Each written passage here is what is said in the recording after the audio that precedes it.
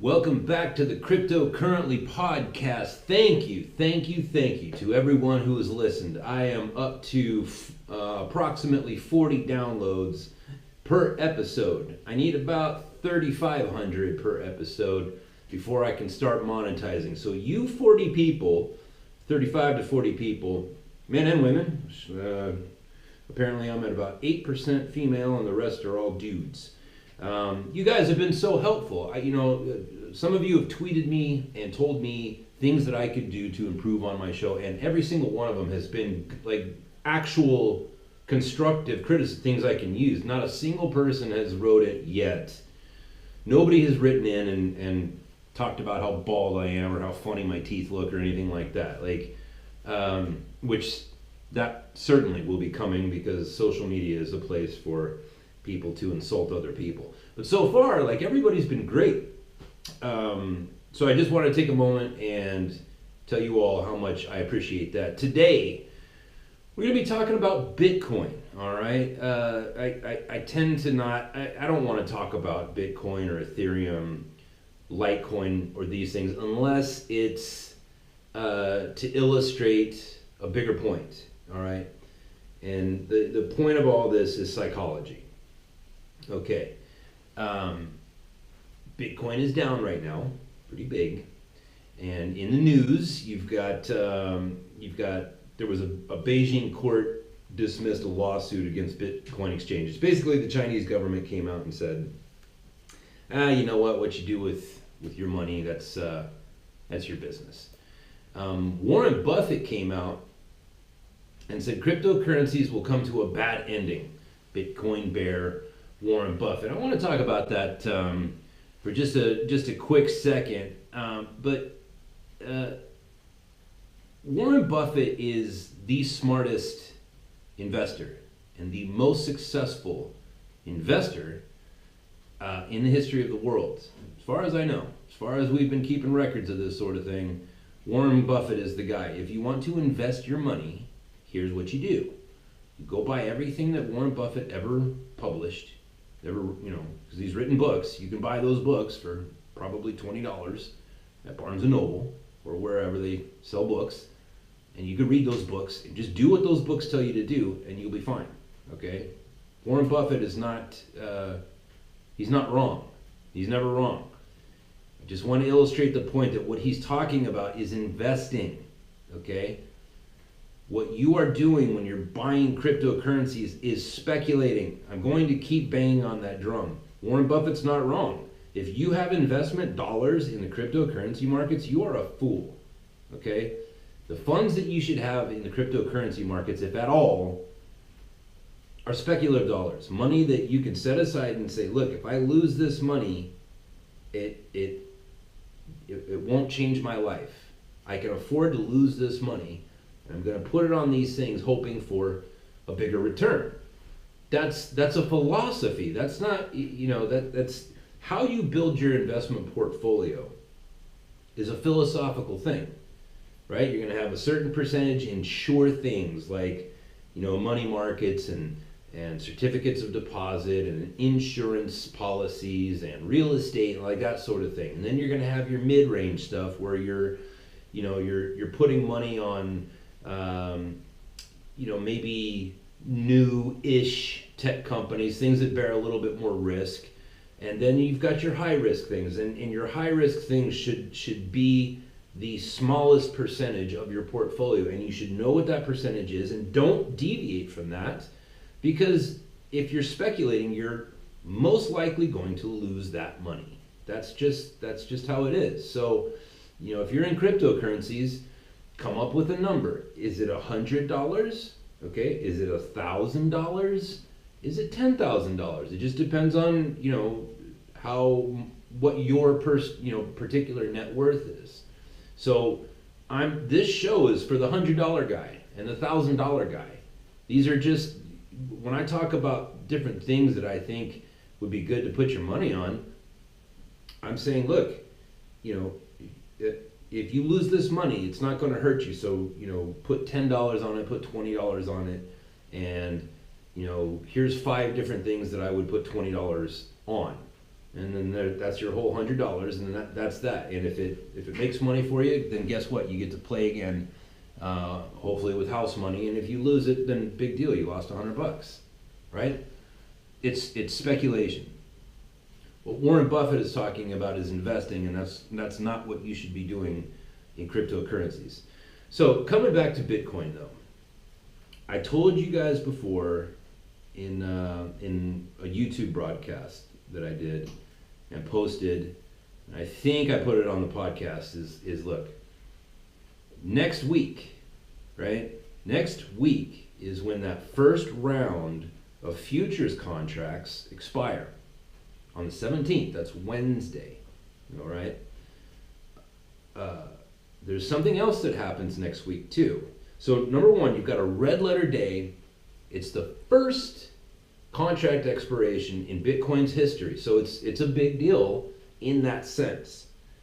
First contract expiration. And on top of that, right now, between today and, today's Thursday, between now and next Monday, people are going to be getting all of their bills from Christmas. This happens every year. It's not a phenomenon. Like, this is something that people can bet on in what are called seasonal trades in the commodity market, right? You can buy gold.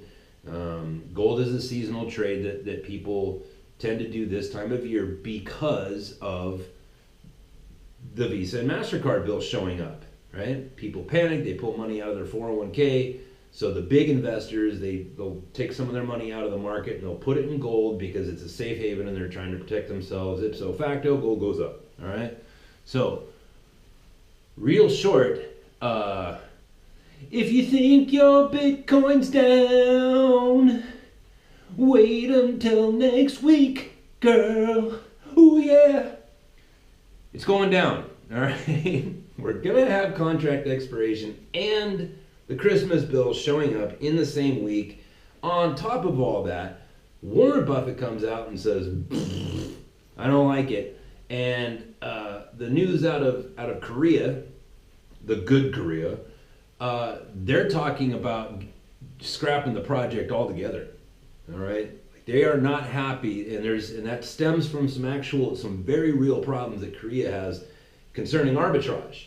All right, there's people that are going down to Korea, Chinese people going down to Korea, trading Bitcoin, and just trading the arbitrage because it's there's money to be made in arbitrage there, more so in South Korea than anywhere else on any other exchange in any other country, and people have been taking advantage of that, and Korea has now outlawed that. They said, okay, no more of that, and as a matter of fact, they're panicking, right? They're saying, look, we need to cancel this thing altogether because people are going crazy, and that's one of the concerns is they're looking at people losing their minds on cryptocurrencies, and they're saying, look, this is not a good thing. And so they're talking about doing something, talking about it, not doing it, but talking about it, and that's news. And the type of news that is put pressure on Bitcoin. News, news, news, folks. Buy the rumor, sell the news.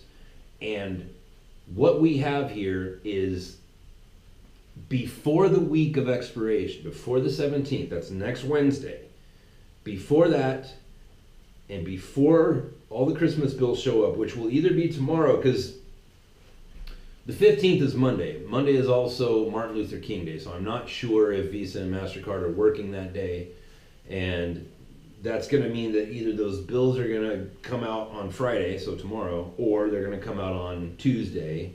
But if they're working, it'll come out on Monday. So either way, between Friday and Tuesday, the Christmas bills are going to arrive. The bills show up and let everybody know that, as a matter of fact, there is no Santa Claus. You actually have to pay for those things that you bought.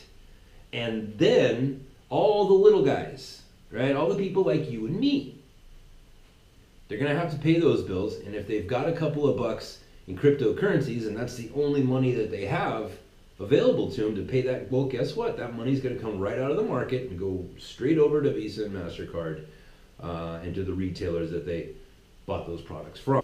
So what does all that mean to us? It means we're going to see the true floor of Bitcoin, in my opinion. All right, I think we're going to see more dips today because people are trying to get out of Bitcoin ahead of the rumors becoming news. Because the Korea thing, that's just a rumor at this point. It's news in the sense that they actually said it and that was recorded, but nothing has actually happened yet, and people are trying to get out ahead of the news. Then you've got the Christmas bills. And then you've got the 17th, where the contracts, the first round of contracts that were purchased last month in December, those are coming out of the market. And then you've got Warren Buffett rebuking people again. Keep in mind, too, when Warren Buffett speaks, all right, it was Warren Buffett, a combination of Warren Buffett and Alan Greenspan that popped the tech bubble. Right, Alan Greenspan. I said the other day he was the Secretary of the Treasury, and I didn't realize that I had said that. He was the Chairman of the Federal Reserve. But anyways, Alan Greenspan is no. I'm sorry, not Alan Greenspan. Warren Buffett. He's no fool. All right, but you don't think that guy plays the ponies? Maybe he's into Texas Hold'em. There's something that guy does where he just has fun money, guaranteed. I don't know what it is because I don't know the guy well enough. But that guy's not some old fuddy-duddy. Like, he's a normal guy. If you've seen him in interviews, if you've read his books, like he just has a formula for how he picks stocks, and it's solid. And if you do what he does, you'll get what he gets. So keep in mind, like, he's talking about investing. We're talking about speculating. Do not invest in cryptocurrencies. Speculate in cryptocurrencies. One quick story about Warren Buffett that I really like, and I heard Bill Gates tell this story. I saw Bill Gates in an interview, so this is not one of those stories where it's like, oh, that never happened. No, Bill Gates told this story. He said, I was thinking about buying a private jet, and he was going to buy like a Boeing 777, the ones that cost like $300 million, like Air Force One, like that kind of thing. He was going to do that, and he called Warren Buffett and he said, listen, I'm really thinking about doing this. And Warren Buffett said, Bill, don't buy a jet. And he said, well, why? I've got the money. And Warren Buffett said, he goes, because it's the last thing that you can buy. It's the last thing you can buy. There's nothing bigger than commercial jet. Right? There's nothing that you can buy that's more expensive than that for yourself.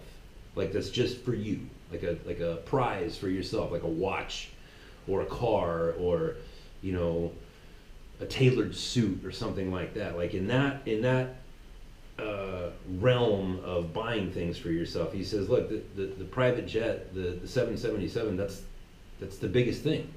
And if you buy it, then there will be nothing left for you to buy for yourself. So if you abstain from that, there will always be that thing that you don't have. I really liked that. I really liked that story, and I liked the way that Bill Gates told it, because that makes sense. You know what I mean? Like, that's a story that resonates with me. So listen, yeah, Bitcoin's down. It's going to go down further, and then we're going to see the floor, and I believe, could be wrong, we're going to see it'll be a true floor. And I think that all of the craze in the market that we've seen, particularly in the last 4 months, we're going to have an opportunity to relive that whole thing, okay? Because there's all these people losing money, and most of these people are small players. They're $100 people, $1,000 people, $5,000 people.